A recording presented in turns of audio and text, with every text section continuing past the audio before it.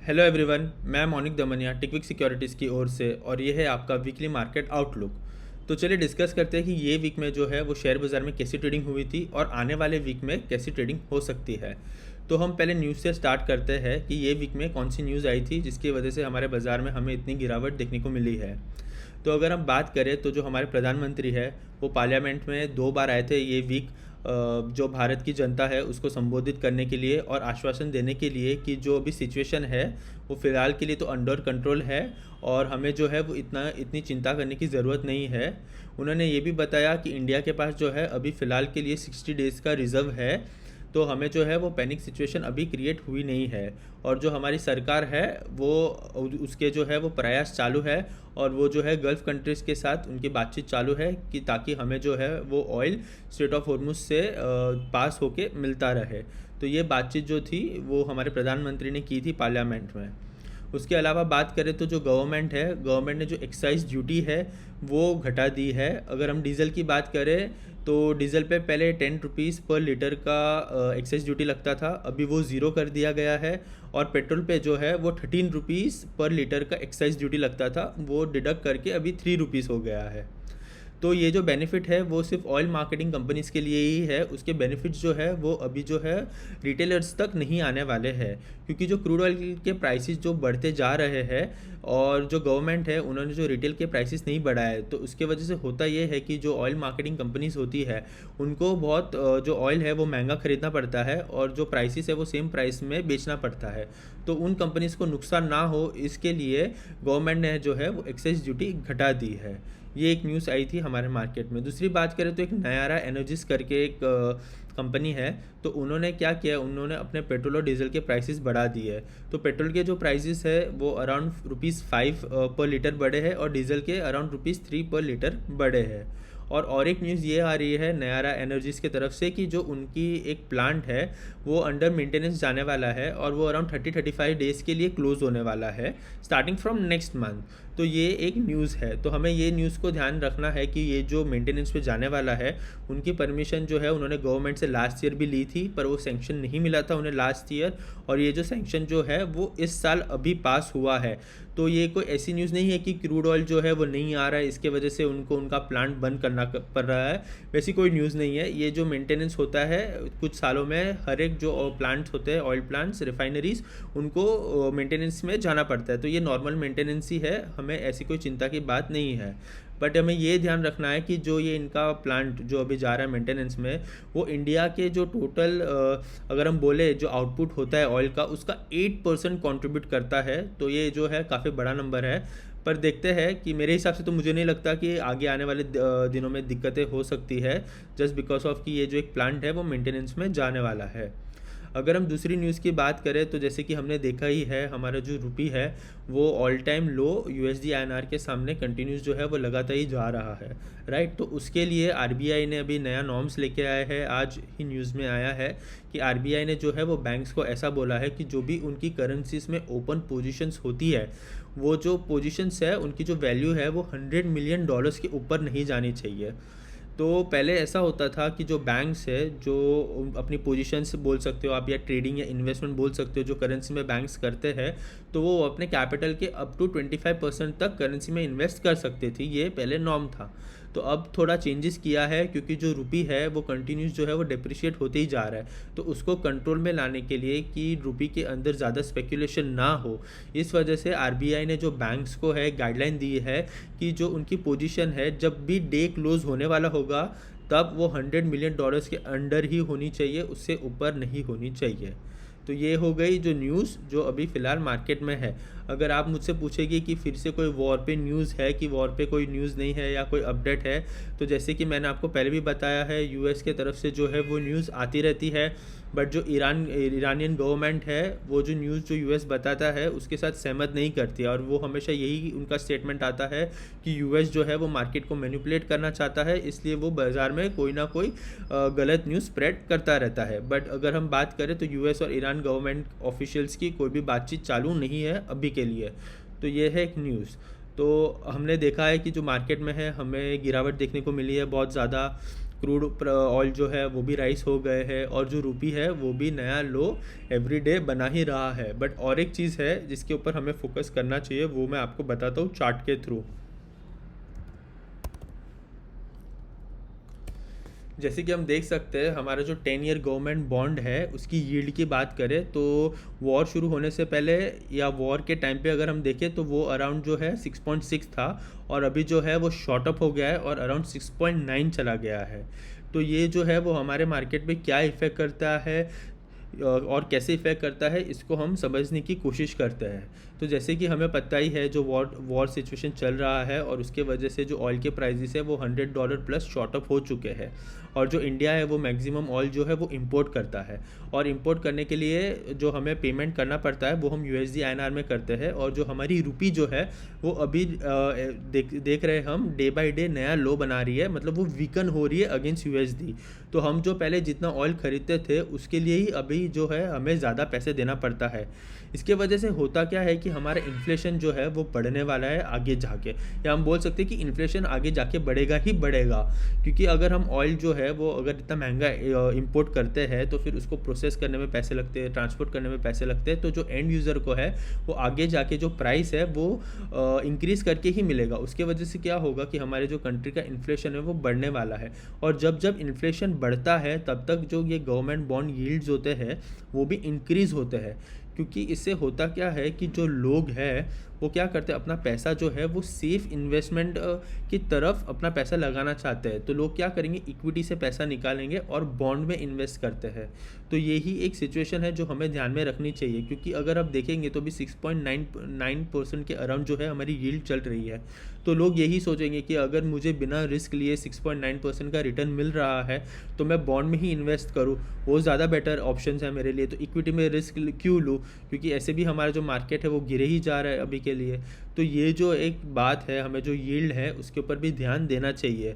तो उसके अंदर भी हम देख सकते हैं कि समझो कि अगर अभी जो क्रूड ऑयल के प्राइसेस चल रहे हैं वो अराउंड $105 के अराउंड चल रहे हैं। समझो कि अगर ये फिर से शॉर्ट अप हो गए 120, 130 या $140 पहुंच गए, तो हो सकता है कि जो यील्ड है वो अराउंड 7.5 से 8 तक भी पहुंच सकती है। ये हमारा वर्स्ट केस सिनेरियो, मैं सिर्फ एग्जांपल दे रहा हूँ आपको। अगर वैसा होता है तो हमारी इक्विटी मार्केट में हमें और गिरावट देखने को मिलेगी, क्योंकि फिर लोग यही सोचेंगे कि 7.5 to 8% अगर मुझे बिना रिस्क लिए बॉन्ड मार्केट में मिल रहा है तो पैसा तो वहीं पे पार्क करना चाहिए, राइट। तो हमारे लिए जो यील्ड है, जो क्रूड ऑयल के प्राइसेस है वो स्टेबलाइज हो, वो हमारे लिए बहुत इंपॉर्टेंट है।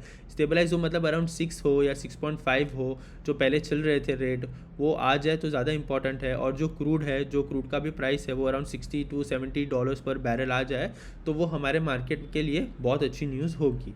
तो आगे आने वाले दिनों में हम तो जो है क्रूड तो देखते ही है रोज़, हम रुपया USD INR भी रोज़ देखते हैं।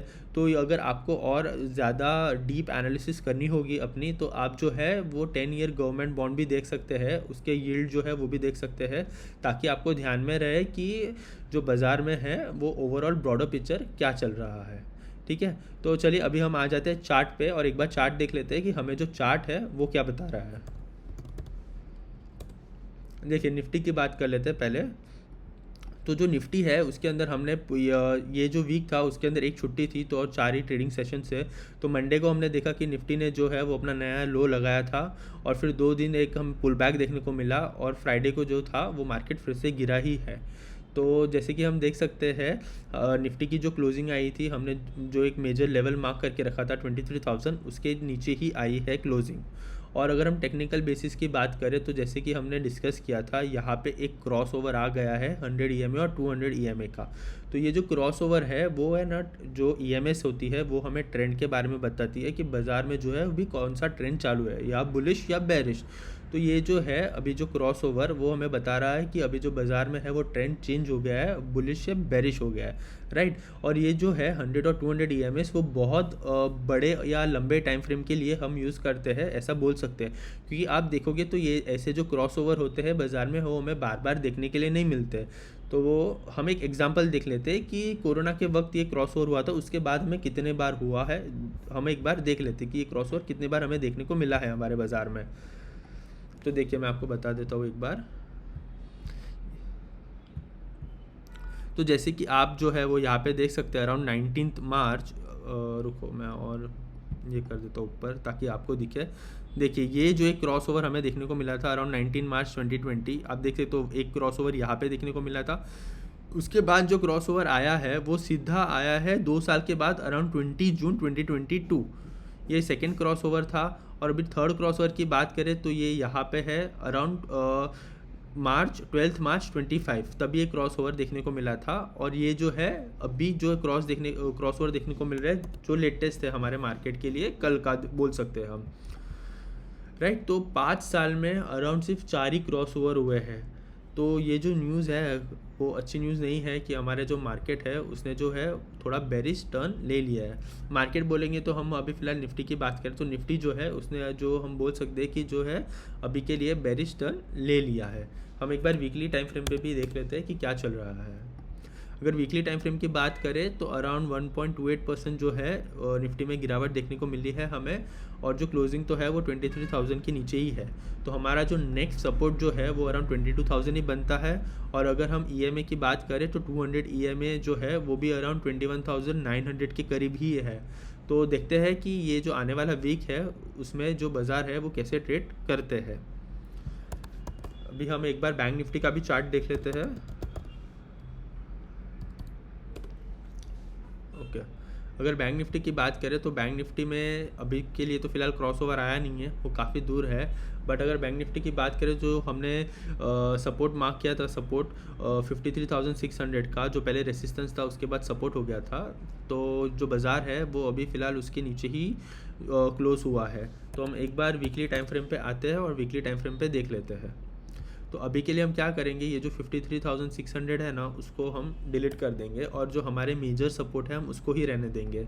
तो ये जो गैप था वो हमने देखा कि ये वीक में जो है वो गैप फिल हो चुका है, राइट। तो अभी जो उसके नीचे जो दूसरे सपोर्ट बनते हैं वो भी हमने मार्क करके रखे हैं, जो अराउंड 49,900 के करीब है और 49,200 के जो लेवल्स है वहाँ पे जो है हमारा स्ट्रॉन्ग सपोर्ट बनता है। तो हमें आने वाले वीक में देखना पड़ेगा जो बैंक निफ्टी है वो कैसा परफॉर्म करता है, क्योंकि बैंक निफ्टी भी वीकली में हम देखेंगे तो यहाँ पे भी जो 200 ईएमए है वो भी अराउंड 48,800 के करीब है। तो हो सकता है कि आगे आने वाले वीक में हमें और 2 से 3 हज़ार पॉइंट्स का फॉल देखने को मिल सकता है बैंक निफ्टी में। और अगर हम एक बार चलिए ब्रांड क्रूड भी देख लेते हैं। ओके, ब्रांड क्रूड की बात करें तो उसका जो क्लोजिंग आया है फ्राइडे का वो अराउंड $106 पर बैरल आया है, जो कि अच्छी न्यूज़ नहीं है। अराउंड 6% का शॉर्ट ऑफ हमें देखने को मिला था फ्राइडे की मार्केट में। जब तक जो ब्रांड क्रूड है जब तक वो कूल ऑफ नहीं होता या नीचे नहीं आता, हमारे लिए जो दिक्कतें है वो आगे जाके बढ़ती ही रहेगी। एक बार हम USD INR भी देख लेते हैं कि USD INR जो है उसने अराउंड अपना ऑल टाइम लो लगाया था रुपी ने 94.9 का।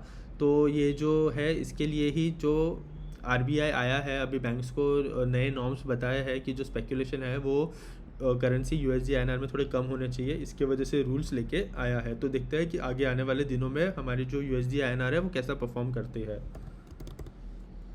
और अगर हम FIDI डेटा की बात करें तो अभी तक जो मार्च मंथ था उसके अंदर FII ने अराउंड 1,11,000 करोड़ की सेलिंग कर दी है। और अगर हम ये वीक की बात करें तो ये वीक में अराउंड 24 to 25,000 करोड़ की सेलिंग की हुई है, राइट। तो जब जैसे जैसे कि हमने पहले भी डिस्कस किया था कि हमारा USD INR जो है, हमारा रुपी वो वीक हो रहा है USD के अगेंस्ट, तो तब तक जो है वो FI की सेलिंग जो है वो बढ़ती ही रहेगी। और जैसे कि हमने देख भी लिया ये पूरे मंथ में अराउंड 1,11,000 करोड़ की सेलिंग तो हो चुकी है। तो ये जो है वो अच्छी न्यूज़ नहीं है हमारे मार्केट के लिए। तो अगर हम बात करें कि अभी आगे आने वाले वीक में हमें क्या ध्यान देना चाहिए, तो अगर हम देखें तो फ्राइडे को भी जो US के मार्केट थे वो अराउंड -2% जो है वो लो ही क्लोज हुए हैं। तो हो सकता है कि मंडे को हमें फिर से हमारे बाज़ार में बड़ा गैप डाउन देखने को मिलेगा। और जो लेवल्स है हमारे मार्केट के निफ्टी के और बैंक निफ्टी के वो तो हमने देख ही लिए है कि निफ्टी जो है हमें अराउंड 22,000 के करीब लेवल्स जो है उनका मेजर सपोर्ट बनता है, वहाँ पे वो सस्टेन करता है कि नहीं करता है वहाँ पे वो हमें देखने चाहिए। और जो RBI के नए नॉर्म्स आए हैं करेंसी में ट्रेड करने के लिए बैंक्स के लिए, तो उसके वजह से जो हमारी करेंसी है वो स्टेबलाइज होती है कि नहीं होती है, इसके ऊपर हमें ध्यान देना है। और दूसरी चीज़ ये है कि क्रूड के ऊपर भी हमें ध्यान देना है कि क्रूड जो है वो फिर से शॉर्ट ऑफ होता है कि नहीं होता है। और जैसे कि मैंने डिस्कस भी किया था, अगर आपको 10 ईयर गवर्नमेंट यील्ड देखनी है तो आप यील्ड भी देख सकते हो। ये सब जो चीज़ें हैं वो तो हम देखते ही रहेंगे, बट मेजर न्यूज़ तो यही है कि जब तक इजराइल और ईरान का वॉर चालू है वो अच्छी न्यूज़ नहीं है हमारे मार्केट के लिए। अगर न्यूज़ आती है कि सीज़ फायर हो गया या फिर कोई टॉक्स चल रहे हैं और कुछ अच्छी खबर आती है तो हमें मार्केट में जो है वो टर्न अराउंड देखने को मिलेगा। पर अगर समझो ऐसी कोई न्यूज़ नहीं आती है तो मेरे हिसाब से हमारे मार्केट में हमें आगे जाके और गिरावट देखने को मिल सकती है, क्योंकि जो चीज़ें हैं वो कुछ इतनी भी एक्स्ट्रॉर्डिनरी अच्छी है नहीं हमारे लिए। हो सकता है कि इंडिया के लिए आगे आने वाले मंथ्स में दिक्कतें जो है वो बढ़ सकती है। तो कुछ भी हो जाए, ये जो वॉर है वो एस्केलेट नहीं होना चाहिए, वो हमारी कंट्री के लिए अच्छी बात नहीं है। जैसे जैसे ये वॉर एस्केलेट होगा हमारे कंट्री के लिए जो है हमें आगे जाके दिक्कतें बढ़ती हुई दिख सकती है। तो हम क्या करेंगे, हम एक बार जो फिर से जो मंडे को प्री मार्केट में मिलेंगे और जो लेवल्स है वो फिर से एक बार देख लेंगे कि कौन से बनते हैं ट्रेडिंग के लिए। ठीक है, थैंक यू फॉर वॉचिंग।